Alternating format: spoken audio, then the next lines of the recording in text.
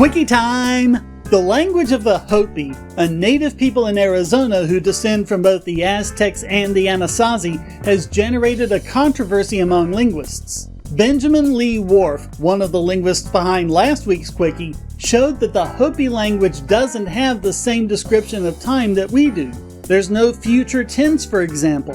Whorf concluded from that the Hopi had no concept of linear time, especially that of the future, but that was pretty much debunked by the 1960s. Turns out there are all sorts of temporal relations in Hopi words and grammar. But Whorf was right about one thing. The language does express a view of time that's very different from the linear dimension expressed in English. It seems to describe time in relative rather than absolute terms, like the duration of an event or the time between one event and another. It's also wrong to say they have no concept of the future. There are all sorts of words to express things that will happen or that haven't happened yet.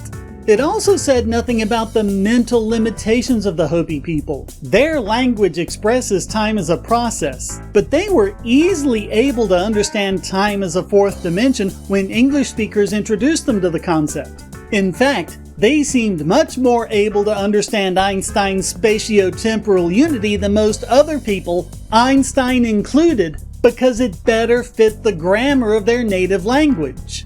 In fact, a lot of their terms that apply to distance also apply to durations of time, something physics is only now catching up with.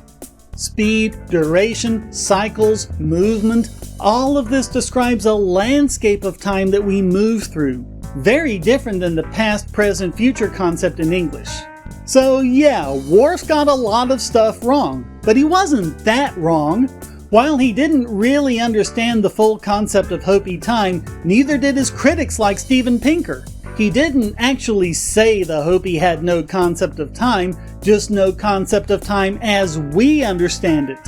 Their whole relationship to it is different. And English-speaking linguists are still trying to understand it to this day.